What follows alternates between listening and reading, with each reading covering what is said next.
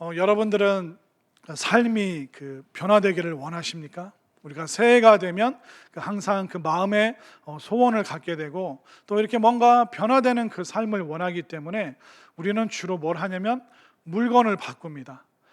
새 옷을 입고 또 화장품 톤을 또 새롭게 바꾸고 새로운 구두를 신고 우리가 물건을 바꾸면 변화될 거라고 생각하는데 진정한 변화는 우리 내면 세계, 우리의 마음이 바뀔 때 진짜 변화가 있는 것이죠. 그런데 이 바뀌는 것은 두 가지 언어가 있습니다.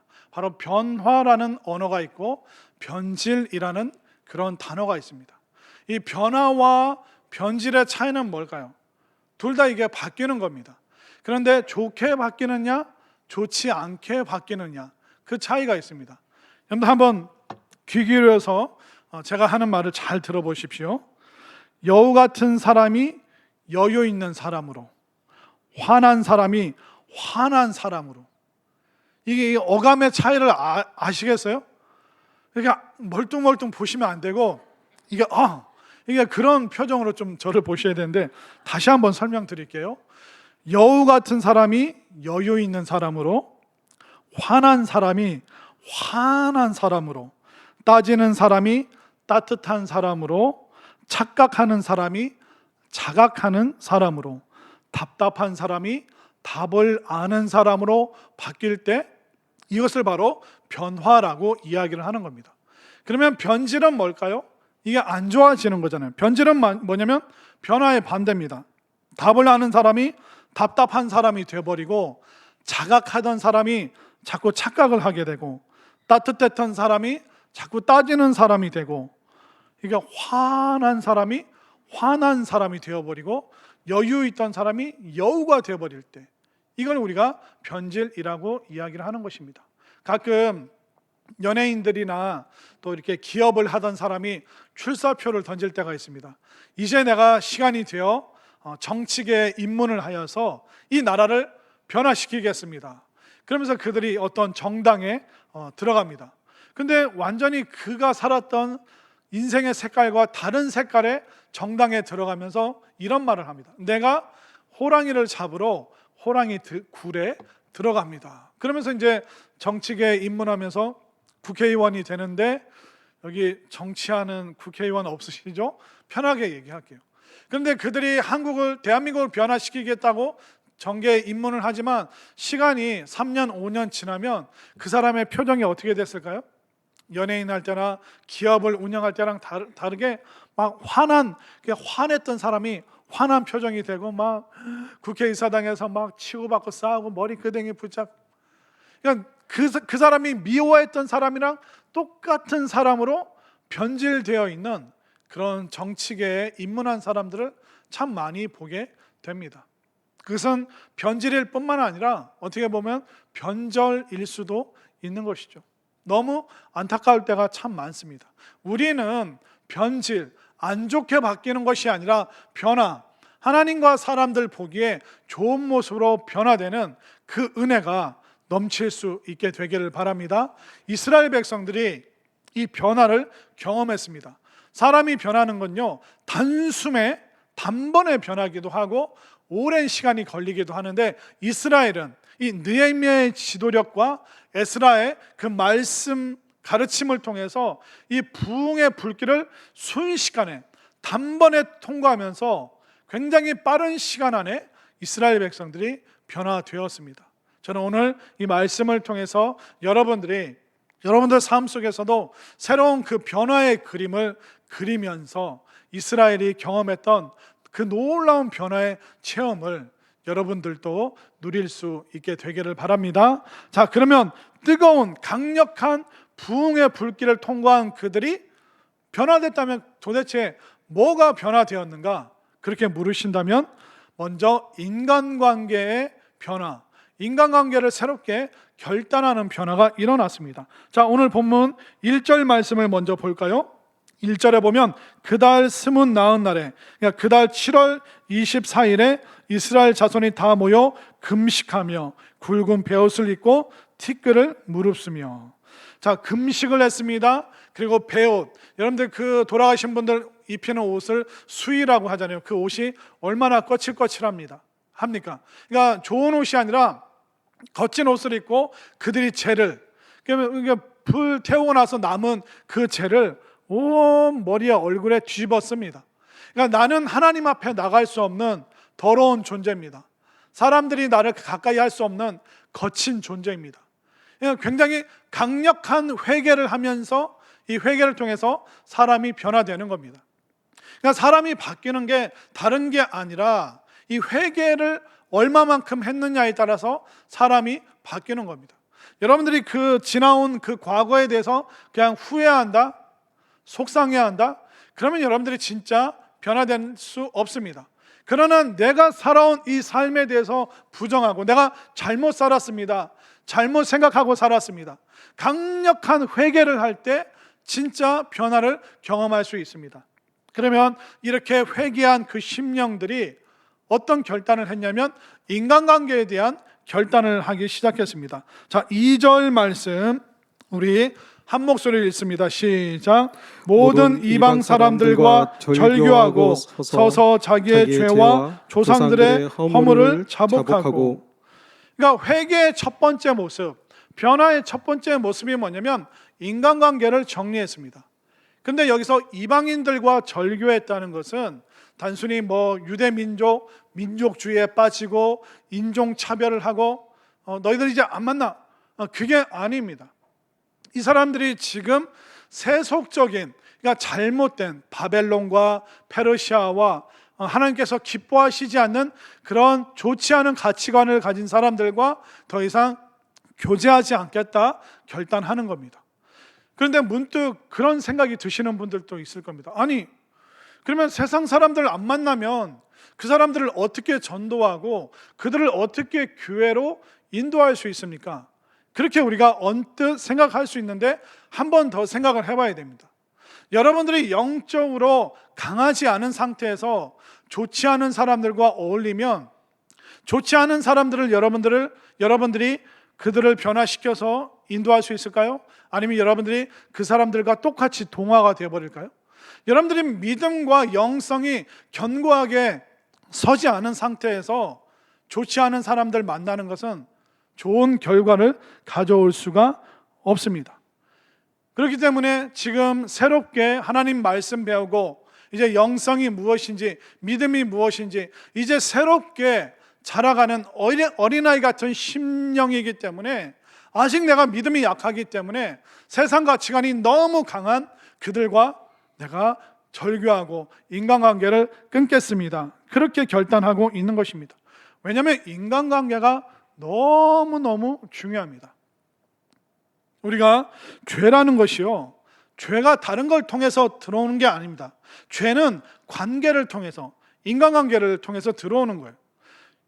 여러분들 술을 누구랑 마실까요? 노름을 누구랑 할까요? 요즘엔 입에 담기도 무서운 그 마약을 누구한테 배울까요? 인간관계를 통해서, 가까운 관계를 통해서 그 죄라는 것이 침범하는 겁니다. 그렇기 때문에 여러분들의 인간관계를 점검하지 않으면, 내가 하나님 앞에서 변화되고 나서 눈이 뜨여서 이게 잘못된 만남이고 잘못된 인간관계다, 이걸 끊어내지 못하고 절교하지 못하고 여러분들이 계속 그것을 붙잡고 있으면 여러분들은 진짜 변화될 수가 없는 거예요. 이 이방인을 끊어냈다, 이것을 동양적인 우리 한국 사람의 정서에서 말한다면 소인배들과의 만남을 더 이상 하지 않는다. 소인배가 뭡니까? 나쁜 말, 나쁜 일을 위해서 모인 사람들을 소인배라고 하죠. 여러분들이 학창시절에 겪지 않았습니까? 못된 친구들이 막 무리를 지어서 약하고 힘없는 애를 막 괴롭힙니다. 돈을 뺏습니다. 그러니까 나쁜 일로 모이는 사람들을 소인배라고 하는 겁니다. 여러분들 직장 생활하면서 그 사내 정치, 그런 거 있지 않습니까? 이쪽 팀이 저쪽 팀보다 좋은 결과를 내기 위해서 저쪽 팀이 하는 것을 방해를 하거나, 또 사람들 인간관계를 이간질시켜서 저 사람을 내 편 만들고, 또 좋은 결과가 있는데 마치 내가 한 것냐 서류를 꾸며서 윗사람에게 올리고, 이런 사내 정치를 이끄는 사람이 누굽니까? 그 사람들을 바로 소인배라고 얘기를 하는 겁니다. 또 우리의 대한민국, 아니 모든 인류의 역사를 보면 간신배들이 있습니다. 간신들의 그 모함으로 쓰라린 그 좌절을 맛보고, 그리고 인생이 쓸쓸하게 맞춰진 그런 충신들이 얼마나 많습니까? 이런 간신들과 같이 좋지 않은 태도로 살아가는 그런 사람들을 바로 소인배라고 이야기를 하는 것입니다. 결국 여러분들이 만나는 그 5명이 여러분이 누구인지 알려주는 겁니다. 여러분들 평소에 여러분들 이렇게 그 인간관계 지도를 한번 그림을 그려보십시오. 여러분들이 자주 통화하고 자주 만나는 그 5명을 이름을 써보세요. 그 사람들이 바로 여러분들입니다. 그러니까 여러분들이 만나는 그 5명의 평균이 여러분을 말하는 거예요. 근데 여러분들이 그 만남이 오래됐다고 나쁘고 소인배 모임이고, 모이면 부정적이고 좋지 않은 이야기를 계속 남발하고 있는데, 그 무리에 끼고 있다? 여러분들의 영성과 믿음이 약하면 그들을 변화시키는 것이 아니라 그들과 함께 변질되어서 좋지 않은 결과를 가져오는 것입니다. 그렇기 때문에 이 부흥의 역사를 통과하는 이스라엘 백성들이 깨닫는 거예요. 아, 우리가 잘못되었구나. 물론 상업적인 사업을 하면서 나에게 이익을 주는 사람이지만 그 사람에게 쩔쩔 매면서 우상에게 넙죽넙죽 절했고, 하나님에 대해서, 이스라엘에 대해서 부정적으로 말했고, 아, 하나님 이게 잘못되었거든요. 그러니까 그 강력한 회개를 하니까 그들이 과감하게 나쁜 모임을, 나쁜 만남을, 부정적인 만남을 그들이 다 끊어내는 놀라운 결단이 있었는데, 여러분들도 스스로 하나님 앞에서 점검하면서 여러분들이 좋은 사람 될 뿐만 아니라 내가 믿음이 약하다면 나쁜 관계를 끊어내면서 하나님이 원하시는 새로운 지평이, 믿음의 새로운 세계로 여러분들이 발 담글 수 있게 되기를 바랍니다. 자, 그리고 이렇게 인간관계에 대해서 과감하게 결단을 했습니다. 그 다음 2번째 결단이 뭐였냐면 예배에 대한 결단이 일어났죠. 자, 3절 말씀을 한번 보겠습니다. 3절 말씀 함께 읽습니다. 시작. 이날에 낮 4분의 1은 그 제자리에 서서 그들의 하나님 여호와의 율법책을 낭독하고 낮 4분의 1은 죄를 자복하며 그들의 하나님 여호와께 경배하는데. 자, 이제 그들이 시간 쓰는 것도 다르게 쓰고 있습니다. 낮 4분의 1이 뭐냐면 6시간입니다. 이 6시간 동안 그들이 서서 하나님 말씀을 에스라 앞에서 들었습니다. 그리고 또 6시간은 하나님 앞에 경배하고 예배하는 시간을 가졌습니다. 이제 예배가 살아나고 있죠. 그러니까 부흥의 역사를 통과하고 변화의 바람이 부니까 예배 드리는 태도가 바뀌는데 무려 6시간 예배를 드렸습니다. 이게 가능할까요? 오늘 제가 마음 먹었어요. 오늘 몇 시간 예배 드릴까? 여러분들 설교가 좀 길어지면 불안하세요? 아니면 은혜가 충만하세요? 왜 답변은 안 하시고 그냥 웃기만 하십니까? 이스라엘 백성들은 부흥을 경험하면서 6시간 예배 드렸다니까요. 저는 이게 가능하다는 것을 체험한 적이 있습니다. 제가 98년도에 서울신대 다닐 때 그때 중국 선교회 회장이었어요. 그때 약 15명 정도를 이렇게 모아서 중국을 2주 동안 이제 방학 때 단기 선교를 간 적이 있습니다. 그때 인천항에서 배를 타고 천진에서 북경에서 선교사님 만나고, 또 저희들 가이드해 주셨던 분이 그 찬미라는 자매입니다. 그러니까 중국에서 은혜 받고 이제 서울신대 한국 와서 대학원을 한국말로 신학 공부를 하신 분이에요. 그래서 이 찬미 지혜가 이제 물어보는 거예요. 동영 이제 저한테 물어보시는 거죠. 이제 혹시 지하교회, 가정교회를 가보고 싶냐? 가보고 싶죠. 너무 좋죠. 중국은 교회가 2가지 교회입니다. 삼자교회라고 있습니다. 이것은 중국 정부에서 관리하는 교회예요. 그래서 삼자교회라서 뭐 자치, 자민, 또 자양, 스스로 선교하고 스스로 전도하고 스스로 가르친다, 뭐 그런 의미가 있는 교회인데, 근데 이 삼자교회는 목사님들이 설교문을 중국 경찰 공안에게 매주 제출을 해야 됩니다. 그리고 예배를 드리면 중국 경찰 공안이 들어와서 그 제출한 거랑 똑같은가 이걸 감시를 합니다. 그리고 중국의 뭐 공산주의 12대 강령 그걸 뒤에 쫙 붙여놓고 그걸 또 읽어야 됩니다. 그렇기 때문에 진짜 예수님의 그 부활과 또 마지막 심판에 대해서 말 못해요. 그러니까 복음의 핵심은 다 빼고 유교적인 이야기만 하는 교회가 삼자교회예요. 근데 그 삼자교회가 아니라 진짜 성령의 역사가 살아있는 그 교회 보길 원하십니까? 당연히 보길 원하죠. 그래서 저희가 북경에서 상해로 가고 상해에서 항주 시골로 들어갔습니다. 그래서 그 시골에서 가정교회를 만나게 되는데, 월요일 날 들어갔으면 수요일 날 수요 예배를 드리겠다는 거예요. 아, 좋다고. 근데 그 마을이 크지가 않습니다. 뭐 많아야 한 20-30명일까요? 근데 수요일 날 되니까 100명이 넘는 사람들이 꽉 찬 거예요. 제일 큰 이장님 그 집에 모여서 그 마당에 어마어마한 사람들이 모인 거예요. 한 20-30명 보다가 100명 넘게 모이니까. 그래서 찬미 지혜지혜 이분들 다 어디서 왔어요? 그랬더니 산 넘고 물 건너 한국에서 신학생들이 사역자들이 왔다고 하니까 그게 소문이 나면서 1시간 2시간 걸어서 저녁에 7시에 수요 예배에 모이신 거예요.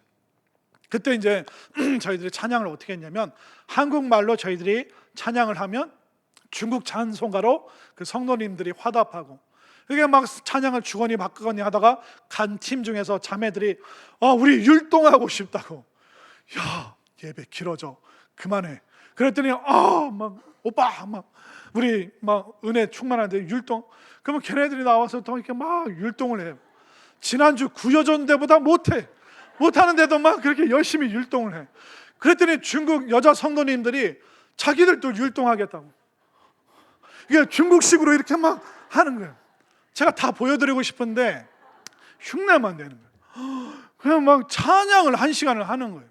그러면서 이제 찬미 지혜제가 제가 리더니까 설교를 해달라고. 그래서 제가 사형리를 중심으로 해서 인간이 무엇인가, 인간의 문제가 무엇인가, 하나님이 우리를 사랑하신다. 그래서 인간의 답으로 예수님을 보내주셨다. 이 예수님을 믿기만 하면 하나님의 자녀가 되고 하나님의 나라를 상속받고 또 이 땅에서 축복받는다. 우리가 잘 알고 있는 그 복음의 내용을 전했는데 난리가 난 거예요. 막 설교가 끝났는데 막 그 중국 성도들 서로 손을 들고 나 간증하겠다고 막 얘기를 하시는 거예요. 내가 뭐 몇 달 동안 교회 안 다녔는데 외국 사람이 한국에서 사람들이 왔다고 그래서 막 여기 지금 와봤는데 다시 잊어버렸던, 까마득하게 잊어버렸던 그 하나님의 사랑이 생각났기 때문에 내가 이제는 주일 빠지지 않고 예배 드리겠습니다. 그러면서 이제 막 성도님들이 막 간증을 시작하는데, 그 예배 찬양하고 제가 짧은 메시지 전하고 간증하고 7시에 시작했는데 제가 억지로 끝내서 밤 10시에 끝이 났습니다. 그러니까 무려 3시간 동안 막 뛰다가 찬양하다가 간증하다가 3시간 그 예배를 경험한 적이 있기 때문에 저는 이 이스라엘 백성들이 6시간 예배를 드린 그 모습을 상상할 수 있고 이게 얼마든지 가능합니다. 뭐 이스라엘 백성들이 나와서 고백하겠죠. 회개하겠죠. 내가 누군가의 돈을 빼앗았습니다. 그 돈을 몇 배로 갚겠습니다. 내가 하나님 잊어버리고 있었는데 말씀 들으니, 레위기 말씀 듣고 신명기 말씀 들으니 내가 이제 새 사람 살겠습니다. 막 그들 속에서 회개와 간증의 역사가 터져 나오기 때문에 그 6시간에 그 은혜가 가능했던 것입니다. 저는 이렇게 놀랍게 우리의 마음과 삶뿐만 아니라 예배의 변화가 있게 되기를 소망합니다. 자, 그리고 레위인들, 예배를 담당하던 사람들도 확 변화됐습니다. 4절 말씀 보면 레위 사람 예수아와 바니와 감미엘과, 그리고 또 5절에 보면 이름이 비슷한 사람들이 많아요. 또 레위 사람 예수아와 감미엘과 바니와 하삼느야와 세레베와 쭉 나옵니다. 레위 사람들, 우리가 발음하기도 어려운 이 사람들의 이름이 기록되고 있습니다. 왜 그럴까요? 하나님이 진정한 예배자들, 예배를 돕는 그 손길들, 그 한 사람도 내가 잊지 않겠다. 내가 예배하는 그들을, 진실로 예배하는 그들을 내가 기억하겠다. 하나님께서 그걸 결단하셨기 때문에 레위 사람들의 이름 발음하기도 어려워요. 그런데 그들을 한 사람도 안 빼놓고 하나님이 다 기록하고 계십니다. 그렇기 때문에 우리가 예배 드릴 뿐만 아니라 예배를 돕는 레위 지파와 같은 그 역할을 해주시는 분들이 너무 소중합니다. 그래서 보면 새가족 분들이 이렇게 주보도 나눠주시고 새가족 안내해 주시고, 또 방송팀에서 제가 자 몇 절 있습니다 하면 다 긴장하고 있다가 다 올려주시고, 마이크 볼륨 조절해 주시고, 다 레위 지파라는 거예요. 또 오늘 찬양할 때 우리 찬양을 인도해 주신 찬양팀, 저분들도 레위 지파고, 오늘 또 아름다운 화음으로 하나님께 영광 올려드린 찬양대도 또 레위 지파인 거예요. 근데 아쉬운 게 뭐냐면, 그냥 우리 교회는 그런 사람 없는데 제가 다른 교회 가보니까 이 레위 지파 찬양하는 사람들 중에 반주가 끝났어요.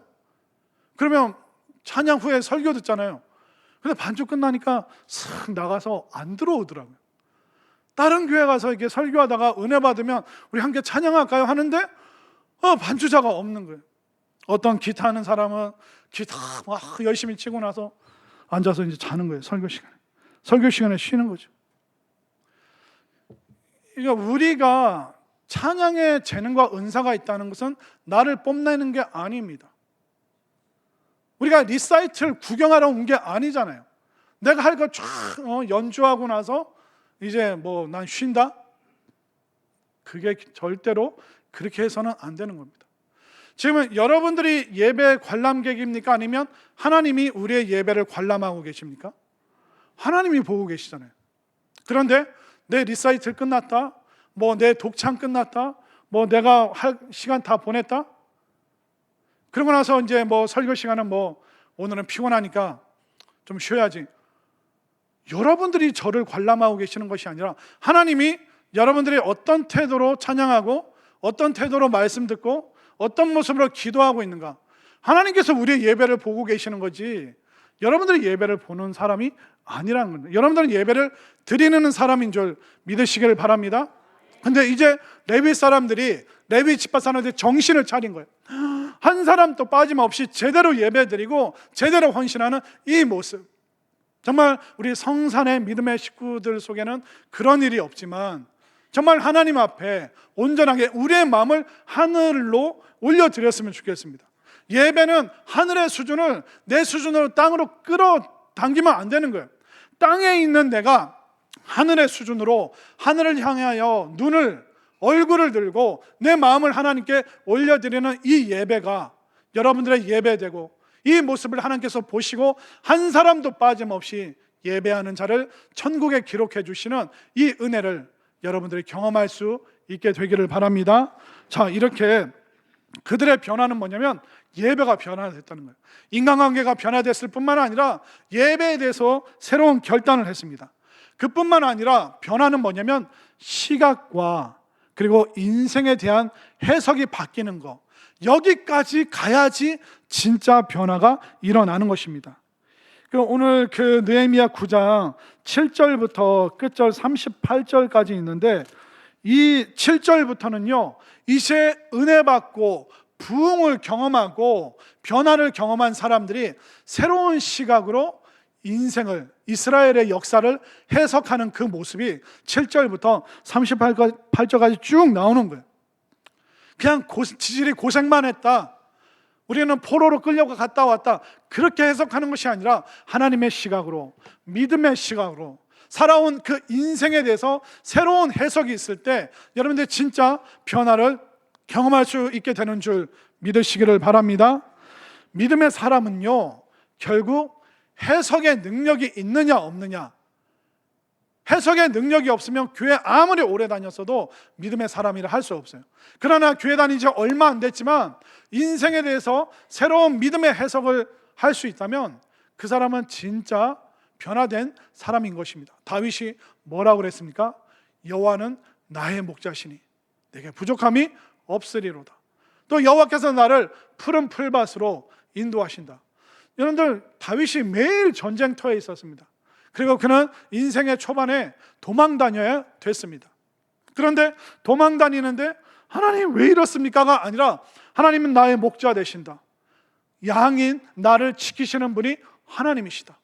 이 전쟁터에서 부족한 것 투성이지만 하나님으로 인하여 나는 만족합니다. 그러니까 다윗이 인생에 대해서 바라보는 시각이 다른 거예요. 또 하나님에 대한, 삶에 대한 해석이 다른 것이죠. 욥은 어땠습니까? 욥은요, 자녀들 10명이 한날에 다 죽었습니다. 10명의 자식을 잃어버렸어요. 재산 다 흩어졌습니다. 그리고 건강, 온몸에 피부병이 나서 기와장으로 몸을 긁으면서 피투성이가 되었던 사람이 욥이에요. 그런데 그 상황 속에서 욥이 뭐라고 그랬습니까? 나의 가는 길을 그가 아시나니 나를 단련하신 후에 내가 정금같이 순금처럼 나올 것이다. 그 처참한 상황 속에서 어떻게 해석했습니까? 나는 피 흘리는 사람이 아니라, 고름을 흘리는 사람이 아니라 나는 정금, 나는 순금처럼 변화될 것이다. 인생을 완전히 해석을 다르게 하니까 그 해석한 대로 그가 인생이 변화되었습니다. 지금 수요일마다 에스겔 말씀을 보고 있는데, 에스겔 또 37장 가서 뭐라고 하는지 아십니까? 이스라엘 백성들 완전히 마른 뼈와 같다. 근데 이곳에 하나님께서 성령의 생기를 불어넣어 주셔서 이 마른 뼈가 살아있는 군대가 되었다. 이스라엘에 대한, 역사에 대한, 민족에 대한 그 시각이 바뀌니까 에스겔이 완전히 변화된 삶을 살 수 있었던 것이죠. 사실 힘들지 않은 인생 어디 있습니까? 목사님 저는 살만해요. 근심 걱정 하나도 없어요. 그런 분 있습니까? 아무도 없어요. 우리 인생 구비마다 어렵고 힘들고 아프고 아쉬운 일들 얼마나 많습니까? 그러나 우리 인생 모두가 똑같다는 거예요. 근데 이것을 계속 절망의 시각, 불평의 시선으로 볼 것인가? 아니면 이 고난을, 이 어려움을 믿음의 시각, 하나님의 시선으로 볼 것인가? 여기서 완전히 인생이, 신앙이 완전히 갈라지는 것이죠. 저는 여러분들 인생 왜 지질이 나는 이렇게 재수가 없고 운이 없고, 여러분들 절망적인 시각으로 보지 마시고 믿음의 시각으로 새롭게 해석하시길 바랍니다.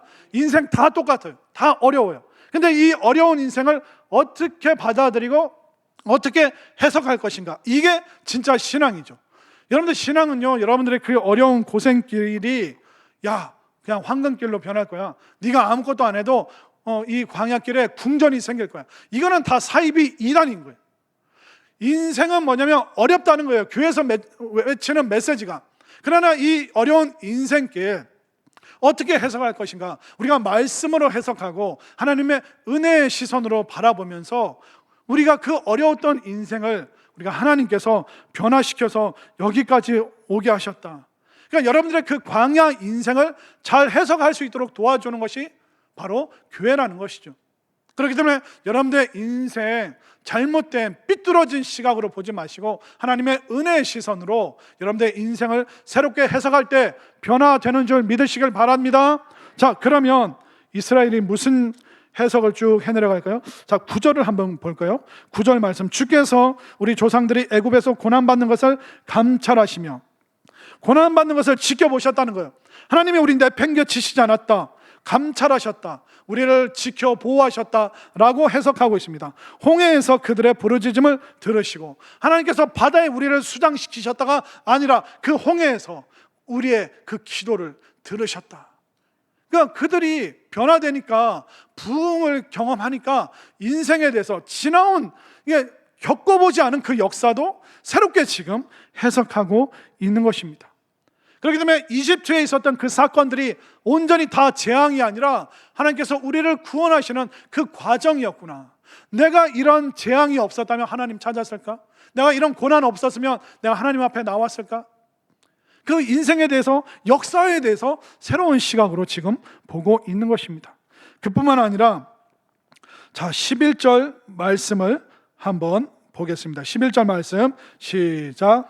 또 주께서 우리 조상들 앞에서 바다를 갈라지게 하사 그들이 바다 가운데를 육지같이 통과하게 하시고 쫓아오는 자들을 돌을 큰 물에 던진 같이 깊은 물에 던지시고.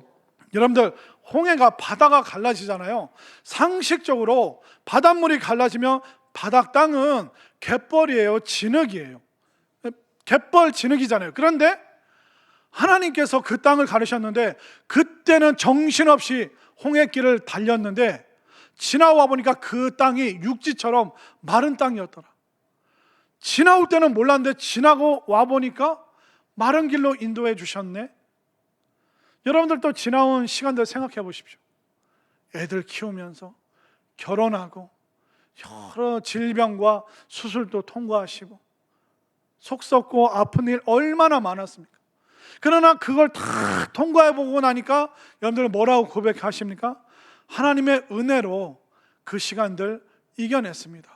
정말 내 눈에서 홍해와 같은 눈물이 쏟아졌는데 지나 보니까 하나님께서 나를 업으시고 안으셔서 그 진압과 같은 갯벌과 같은 그 뻘과 같은 그 인생길을 오히려 하나님께서 견고하게 다져주시면서 지금 나를 인도해 주셨습니다.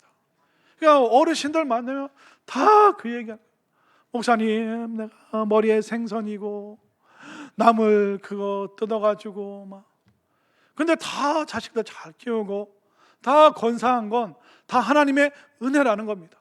그렇기 때문에 우리가 이 변화된 시선, 그러니까 새로운 이 해석이 없이는 우리가 신앙생활 제대로 못한다는 거예요. 그러나 진짜 변화를 경험한 그들은 하나님께서 인도하셨구나, 이 해석으로, 이 시각으로 여러분들의 지나온 시간들을 보시기를 바랍니다.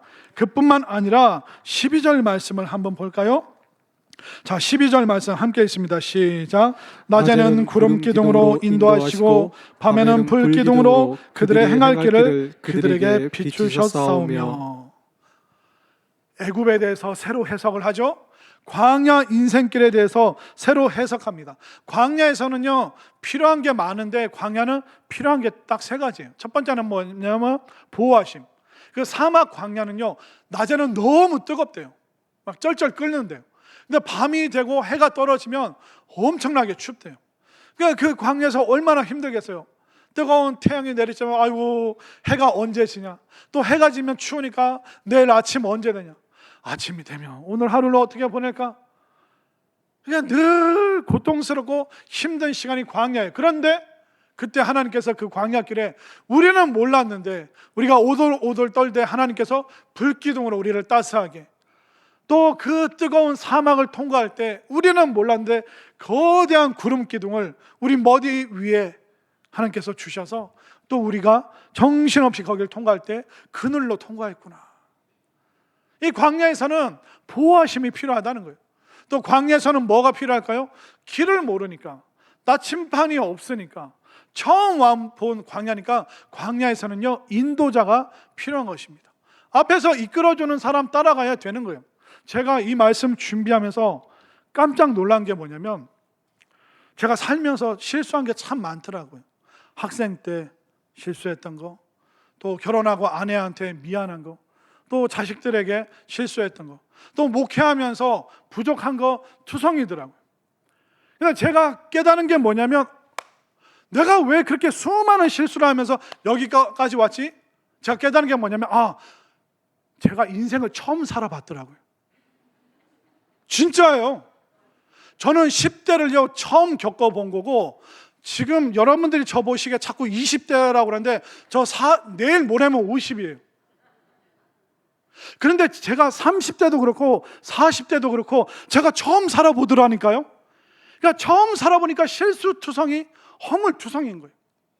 그러니까 내 혼자 막 살면요 이 실수가 더 많아지겠죠. 그렇게 되면 제가 여러분들은 인생 몇 번 살아보셨죠? 70, 80 되신 분들? 아닌가요? 그러니까 처음 인생 살아보면 누가 필요해요? 인도자, 가이드. 우리가 처음 여행 가는 그 나라에는 가이드가 있어야 되잖아요.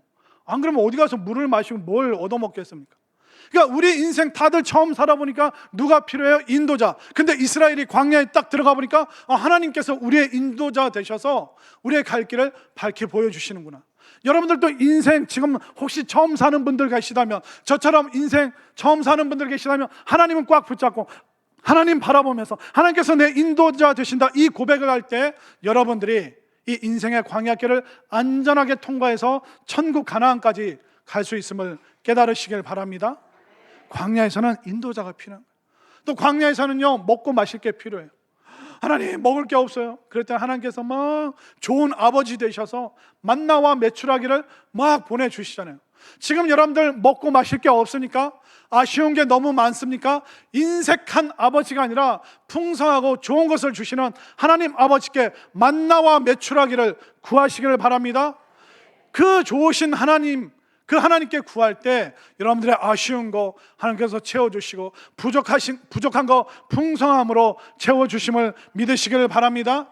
그렇기 때문에 이스라엘 백성들이 새롭게 해석하는 거예요. 하나님이 동행하셨구나.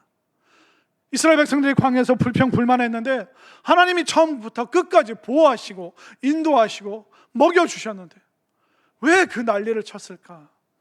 여러분들, 인생 살아온 그 여정에 대해서 굽이굽이 하나님의 시선으로 믿음의 그 해석을 여러분들이 내릴 수 있게 되기를 바랍니다. 왜 이렇게 말씀드리냐면, 우리가 해석하지 않으면 계속 우리는 자동적으로 불평불만을 하기 때문에. 이렇게 이스라엘 백성들은 하나님이 육신적으로 채워주심 너무 감사할 뿐만 아니라 그 다음에 또 뭘 얘기하냐면, 하나님이 우리 영적인 거 필요 채워주셨다. 자, 13절 말씀 함께 읽겠습니다. 13절 시작. 또 신의 산에 강림하시고 하늘에서부터 그들과 말씀하사 정직한 규례와 진정한 율법과 선한 율례와 계명을 그들에게 주시고. 아멘인가요? 광야에서 하나님이 우리 먹을 거 주신 것뿐만 아니라 영적으로 채워주셨는데 말씀을 주셨다. 여러분들, 히브리어로 광야가 미드바르입니다. 근데 히브리어로 말씀이 뭐냐면 메다바르입니다. 그러니까 이게 똑같은 어근, 그러니까 광야와 하나님의 말씀이 똑같은 언어에서 출발한 것입니다. 이것을 해석하면 뭐냐면, 광야는 하나님의 말씀을 듣는 장소, 광야는 하나님의 말씀이 흡수되는 장소. 지금 여러분들의 인생에 어려운 광야를 통과하고 있다는 것은 뭐냐면, 여러분들에게 가장 필요한 게 뭐다? 바로 하나님의 말씀이 여러분들에게 가장 필요한 것입니다. 이 하나님의 그 말씀, 우리가 영적으로 채워질 때 우리가 새로운 시각 그리고 새로운 해석, 그걸 할 수 있는 그 능력과 그 언어가 어디서 나오느냐? 바로 하나님의 말씀에서 나오는 것입니다. 우리가 육신적으로 배부르는 거, 이걸로 끝나면 안 되는 거예요. 우리가 하나님의 말씀으로 채워야 됩니다. 이 말씀으로 채울 때만 우리가 참다운 변화를 경험하고 해석의 능력이 생기죠. 왜 그러냐면, 왜 말씀으로 채워야 되냐면, 우리 인간의 뇌는요, 부정적인 기억이 긍정적인 기억을 지배합니다. 압도해버립니다. 여러분들, 그 연예인들 보면 막 스스로 목숨을 그렇게 하는 연예인들을 우리가 가끔 보게 됩니다. 근데 이게 너무 안타까운데 왜 그런지 아십니까? 왜 유독 연예인들이 인생의 그 고난을 극복하기 어려운지 아십니까? 부정적인 거에 자꾸 지배를 당하기 때문에. 근데 인간의 뇌가 다 똑같아요. 여러분들이 10명에게 칭찬받잖아요. 근데 그것은 그냥 대수롭지 않게 여기는데, 한 명이 여러분들 비난하잖아요. 그걸 끝까지 여러분들 각인시켜가지고, 나한테 그렇게 말했어? 나를 그렇게 봤단 말이야? 나를 그런 존재로 여겼단 말이야? 그러면서 10명의 칭찬을 우리가 까맣게 잊어버리고 부정적인 그 한 명의 비난을 각인시켜서 긍정적인 걸 완전히 지배를 시켜버리는 거예요. 그 연예인들 좋아하는 사람들이 수천 수만 명이라도 그 연예인에 대해서 한두 명이 너 성형했지? 너 멤버들 중에서 제일 안 이뻐? 노래도 제일 못하고, 야, 춤도 구조전 대회보다도 못 추는데 니까지 그냥 무슨 연예인이냐? 아이돌이냐? 여러분들, 연예인들도요, 1000명, 10,000명이 나를 지지를 해도 한 명이 너 못생겼어, 너 노래 못해, 그럼 그게 각인돼서 그게 그 사람의 인생을 지배를 해버리는 거예요. 우리의 뇌 구조가 그렇다는 거예요. 우리의 감정이 거기에만 반응을 한다는 거예요. 그러니까 우리에게 필요한 게 뭐예요? 하나님의 말씀으로 우리를 채우지 않으면 인간의 그 비난의 말이 우리 끝없이 괴롭히게 되는 것입니다. 우리 주변에 진상이라고 하잖아요. 아까 말씀드린 소인배가 얼마나 많습니까? 이방 가치관을 가진 사람이 얼마나 많습니까? 그 사람 한두 명만 나에게 달라붙어가지고 괴롭혀도 인생 살기가 싫은 거예요. 그러니까 그것을 극복하고 이길 수 있는 광야에서의 최고의 무기가 뭡니까? 하나님의 말씀으로 바라보고 하나님의 말씀으로 인생을 해석할 때 모든 부정적인 나를 지배하던 것을 이길 수 있는 것이 바로 하나님의 말씀에 있기 때문에 여러분들 제대로 예배 드리고 제대로 좀 말씀에 집중하시기를 바랍니다. 마귀는 계속 여러분들에게 불행한 채널로 불행한 화면만 보여줄 거예요. 그래, 나 예전에 이런 거 겪었어, 이런 경험했어. 그래, 나는 수치스럽고 부끄럽고 나는 이런 인생이야. 마귀는요, 여러분들의 채널을 고정시켜 버려요. 부정적이고 불행한 걸로. 그러나 하나님께서는 말씀으로 여러분들의 인생의 채널을 은혜의 시각으로 해석하고 믿음과 감사의 시선으로 인생을 바라볼 수 있도록 계속 채널을 은혜로 바꿔주시기 때문에 이 은혜의 말씀, 축복의 말씀에 여러분들이 집중할 수 있게 되기를 바랍니다. 미국에 피터 윌슨이라는 목사님, 부흥사가 계세요. 근데 미국은요, 집회를 하면 도시와 도시를 다니는데 도시와 도시를 차가 아니라 땅이 넓어서 비행기로 타고 다니는 거예요. 어느 날 이 목사님이, 피터 윌슨 목사님이 부흥 집회를 위해서 다른 도시에 비행기에 내려서 택시를 탔는데 빨리 가서 저녁 집회를 준비해야 되는데 택시 타고 가는데 공사 중이라 일로 돌아가고, 또 이쪽으로 갔더니 또 여기 공사 중이라 또 돌아가고. 그러니까 이 피터 윌슨 목사님이 그 택시 뒤에 타서 막 불평을 하는 거예요. 아니 갑자기 왜 이렇게 공사를 하고 땅을 다 뒤집어 놓고 진짜 막 내가 못 살겠다. 막 그러니까 앞에 택시 운전하시던 분이 필리핀에서 오신 분이에요. 근데 필리핀 분들은, 이게 고학력자들은요 다 영어를 잘합니다. 그러니까 이 필리핀에서 온 지 얼마 안 된 이분이 얘기를 한 거예요. 불평불만하는 승객에게 얘기하는 거예요. 그래도 선생님, 미국은 좋은 거예요. 우리나라는요 땅이 도로가 부서져도 고치지도 않아요. 이렇게 고쳐주는 게 얼마나 감사하고 좋은 일인데요. 이 피터 윌슨 목사님이 찬물을 쫙 끼얹은 것처럼 자기가 평생 미국 살면서 미국에 대해서 감사한 마음을 먹은 적이 없었다는 거예요. 다른 나라는 도로가 부서지고 고장나도 고쳐주지도 않는구나. 그런데 고쳐주는 이 나라가 얼마나 좋은가. 그러니까 거기서 완전히 감사의 시각으로 본인이 변화되었다라고 이야기를 하시더라고요. 여러분들, 사탄 마귀는요, 여러분들 주변에 있는 안 좋은 가치관을 가진 사람들은 계속 부정적인 채널로 여러분들에게 말을 걸고 아픈 것만 계속 보여줄 거예요. 그러나 여러분들이 이제 예배자가 되고 변화되기를 원하고 또 하나님의 그 은혜를 체험했다면 여러분들 말씀으로 여러분들의 인생의 해석을, 인생을 바라보는 그 시각을, 채널을 여러분들 은혜로 완전히 바꿀 수 있게 되기를 바랍니다. 아픈 것만 보면 안 돼요. 광야에서 아프고 힘든 순간이 있었지만 이스라엘은 하늘을 보는 거예요. 여러분들 땅을 디디면서 가시에 찔리고 발도 채이고 넘어지고, 그것만 여러분들 아픔만 보시면 안 됩니다. 이제 감사의 시각, 믿음의 시각, 하나님의 시선으로 여러분들 인생 새롭게 해석하면서 완전히 변화된 능력과 은혜의 사람이 우리 모두가 다 될 수 있기를 간절히 소망합니다.